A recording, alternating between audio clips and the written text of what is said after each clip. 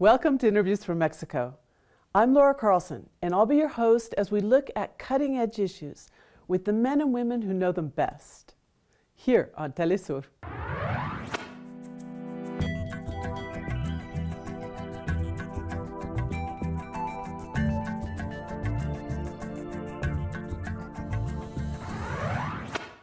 The U.S. government was shut down over the issue. It's the big thorn in U.S.-Mexico relations, and it's polarized people in the United States and united people in Mexico. I'm talking, of course, about the issue of border security along the 3,000-kilometer border that's shared between the United States and Mexico.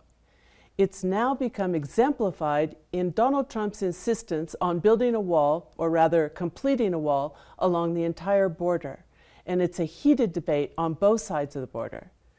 Today, to talk about border security, we're very fortunate to have in the studio Patricia Escamilla.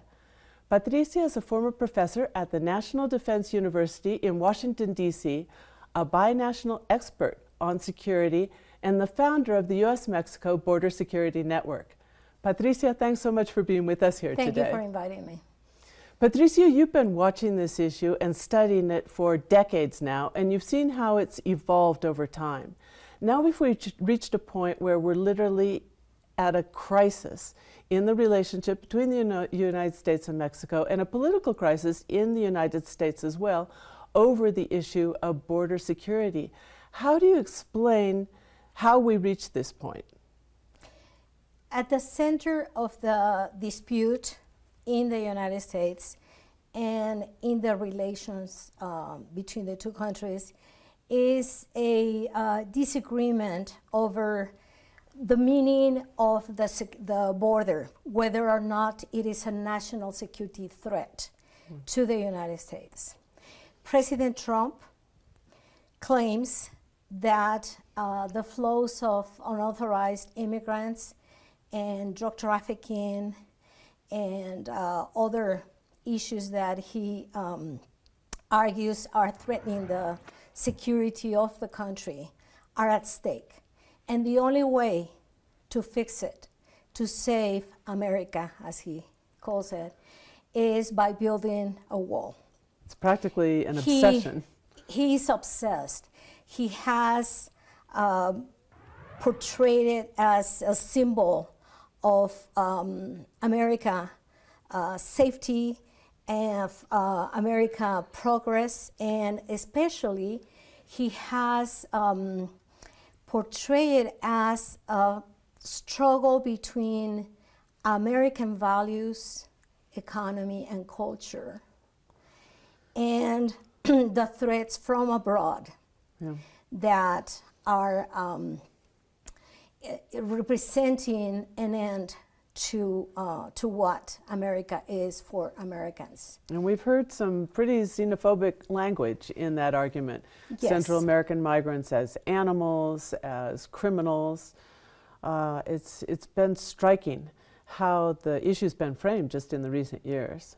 Yeah, President Trump claims that all sorts of threats come from Mexico into the United States, but by this border, which he claims is the longest border in the world and the most unprotected border in the world, which is not true. Not true in what sense? What part of it's not true? Well, actually, the U.S.-Canada border is longer, and it's wholly unprotected. The the U.S.-Mexico border is about 1/3 of the border is already protected with all sorts of fences, barriers, physical barriers, technological barriers, walls. And the reason the whole border has not been closed completely is because it's impossible because of the terrain. Not only impossible, but experts claim that it is unnecessary because other forms of protection, such as high-tech devices and more personal, can do the job better than a wall. Well, that's one of the central points that I wanted to get to, and that you mentioned that there's this debate over whether a security threat even exists or not. In other words, it's not only a debate over whether a wall is the right way to confront a security threat, but how to measure whether a threat exists and how much of a threat exists. And we find people on both sides of the issue, regardless of facts, taking very strong positions. How do you explain the opinionatedness of this argument in the United States, and how does that affect Mexico? Well, on the one hand, we have two broad sectors with contrasting opinions. Yeah. There is a sector of supporters of President Trump who believe his narrative that unauthorized immigration is a threat, a national security threat to the United States. And he claims that these immigrants, as you said, are rapists, are terrorists, are drug traffickers themselves, and they come to the U.S. to take advantage of the economy, take jobs away from Americans, and especially that they are a threat to American values and culture. Yeah. And that if we don't stop them, America is not going to be America anymore.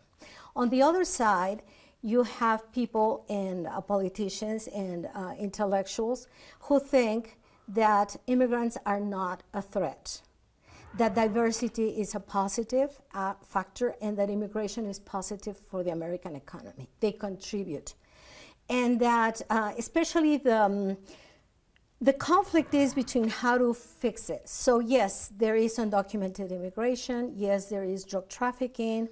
The question is whether or not it is a threat as President Trump portrays it. Democrats think that immigration, unauthorized immigration, is better addressed through immigration reform, immigration policy reform, and that whatever unprotected aspects of the border are addressed through high-tech devices and more personal at the official points of entry. Yeah. Although the Democrats have been feeding a lot of money, millions and millions of dollars, billions, into this whole border security narrative over the years as well. But let's go straight to your opinion as an expert. Is the border an area of threat to U.S. national security, and do they need a wall? Okay, so when we think about the border, if we take Trump's claims as a fact, we have to imagine the border as totally barren, no protection, people just go in and out as they please. And that is not true. That's not the case. The border is already protected with fences, barriers, we said that earlier. And there are over 20,000 border agents watching it. And the problem with that view is that we cannot assume that a wall, a physical wall, is going to stop any illicit flows. Why? Very simply because most of the illicit flows, which are identified by President Trump, do not go through the areas that have no protection, which is about 2/3 of the border. And that's hugely important when they're talking about building a wall in these remote areas, that all these studies are coming out during the shutdown. We saw a number of them saying that most of these flows of illicit drugs and arms coming the other direction are going right under the noses of customs agents at the legal ports of entry. They go through the ports of entry. Yeah. Drugs are hidden in a person's body. They're hidden in the tires of a vehicle, in the trunks, in the engine, in the upholstery. People are also hidden in the trunks of cars. And there's corruption on both sides. Oh, there's corruption, of course. Yeah. Of course. You can't go on without it. You cannot explain how, I mean, let's assume that we could explain that drugs and people without authorization leave Mexico. But how do they enter the United States? I mean, there's points of entry that are guarded. I don't know if you have ever been through one of those points of entry, but for example, it's, there's I mean, they're incredibly guarded. They have all sorts of detection devices for drugs and for people. Yet they still go through. Why? Because there are already agents that are colluded to let them in. So the problem is not the isolated areas that are unprotected without physical barriers, but the problem is at the points of entry. That's where those who are against the wall, who claim that the wall is not going to work, and I am one of them, say that the focus should be, on the one hand, maybe improving the technology and the personal capabilities at the ports of entry, also fighting corruption within the ranks of the Border Patrol, of customs agents, because that's where it's happening. And through other forms of other policies, including immigration reform, and also measures that have to do more with addressing the roots of immigration, which is what's happening in their countries that force people to leave and try to come into nowadays, the US. mostly Central American countries. Yeah. Well, we are certainly not hearing that narrative from the Trump administration. No. We're hearing that the bad guys are the immigrants, and not a word about the possibility of corruption among the customs agents. And you can figure why. It makes for a better political, especially for an anti-immigrant government like his, it makes for a better political discourse. Well, let's talk about the war on drugs that was launched by Felipe Calderón. You know, this changed the security relationship between the United States and Mexico significantly by increasing contacts between the militaries, by increasing the presence of U.S. agents here in Mexico, whether it's Drug Enforcement Administration, whether it's alcohol, tobacco, and firearms, a whole range of agencies that are now operated in Mexico. After more than a decade of that relationship, what's your evaluation of the security relationship between the United States and Mexico beyond the border at this point? Well, the relationship began to change in 2008 when President Calderón and President Bush agreed to create a program to assist Mexico in fighting organized crime, particularly drug traffickers from Mexico bringing drugs into the United States. So that's the first change in the relationship.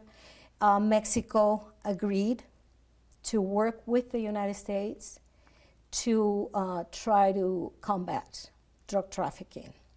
Second change in the relationship was that it was agreed that the military, the Mexican military, would be the main security force to fight drug traffickers. For that, a plan, a strategy was devised to engage both militaries, Mexican and American, to prepare Mexicans for that task. Yeah, because we should mention that Mexico does have a prohibition pretty much on the presence of active foreign troops in its territory. Yes. So they take on a training role and kind of a blurred line in there somewhere? Yes, yes. But most importantly, there was a sudden and unprecedented increase in the training of Mexican armed forces in the United States. So the training programs increased, the contacts increased, and in a few years, the relationship between the two militaries deepened and increased in a way that was not expected everybody was surprised. Of course, in the United States, the Department of Defense, the military services were very pleased that for the first time they had a strong relationship with Mexican military. Because there's been a lot of reluctance on the part of Mexico in the sense in many ways from a nationalist point of view, for the United States to be directly involved in its national security apparatus. And that comes from a real history of invasion by the United States in Mexico, and the fact that the United States is a military superpower, which has shown imperialist tendencies in the past. So there was a resistance there. With the drug war, we seem to have seen this situation that broke down the resistance. Now the question is, for some people, that was an advance, as you mentioned, for the Pentagon. They were thrilled to see this new level of cooperation. And for other people, it was considered a violation of national sovereignty. Where would you come down on that debate? Well, if you think about what has been the historical doctrine of the Mexican armed forces, is that there's only been one adversary or an antagonist for Mexico. The only national security threat could come from the United States. So that has always, I mean, they've been told that the only possible enemy or adversary is the United States. So all of a sudden they say, well, you know what, now you're going to be friends. So it was a very difficult step, and still very difficult for many actors, many people seeing it from the outside. So the Mexican military abide by President Calderon's orders, and later by President Peña Nieto's orders. They follow orders, and they engage the Americans. And so if you are a pro-military person, you would say that is the biggest success of the assistance program called Merida Initiative, which was created precisely to provide assistance for the fight, to Mexico for the fight against drug traffickers. So it is viewed as a success. And because it's a militarized strategy. So because if you're pro-military, they are now closed, and they were not closed before. Yeah, yeah. So it is kind of a step in the direction that strategists in the U.S. and in Mexico too could be really looking forward to, getting the two militaries in a closer alliance. On the other hand, what if you're a common citizen? Well, not everyone likes it because, first of all, it kind of goes against this nationalist perception that the U.S. has not been a good friend of Mexico's, but also because this relationship put the military at the forefront of Mexico's public security policy. Mm-hmm. And that's something that it's very unpopular among many Mexicans, among human rights groups, other types of NGOs, and politicians who think that the military should not be involved in public security issues.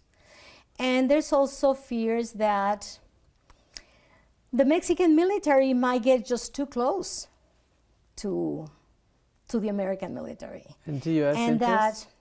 And that it may at some point kind of play the game and do the bidding for the United States if there should be any interest of going beyond just assistance as it has been.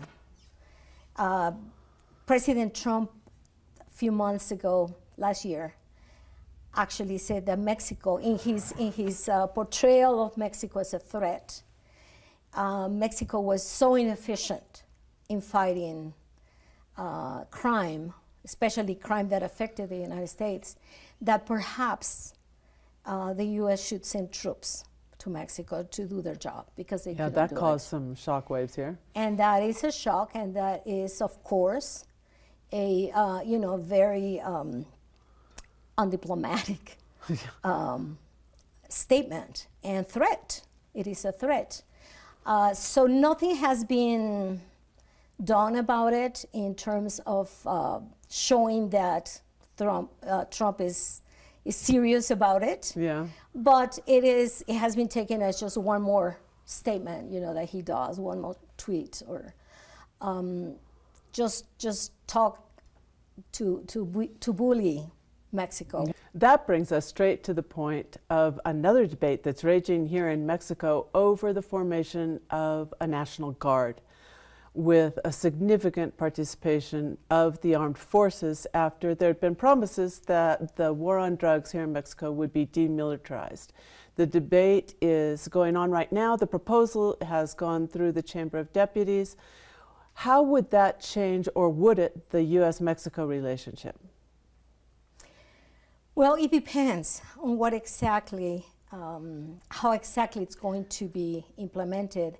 The first thing that comes to mind is that it will depend on whether or not this National Guard is geared towards fighting organized crime, affecting U.S. transnational organized crime. If that's not the case, then it's probably going to be concerning the U.S. regarding who's going to fight organized crime. So that's a big question. Nothing has been said about that, what the role is going to be against national organized crime. The other thing is whether or not the U.S. is going to be allowed to provide training, which is a possibility. Yeah. And There's we don't going to be have a lot of information there an either. attempt. We don't know yet. Yeah. And there hasn't been much talk in the U.S., in Washington especially, about the National Guard. No, they're kind of With the in a government wait and shutdown, see they were very busy. attitude as well. Yeah. And here, there's a lot to be defined too. We've come to the end of the program. Thanks so much, Patricia Escamilla, for being with us here on Interviews from Mexico. Anytime, thank you. And thank you for watching. We'll be back next week on Interviews from Mexico.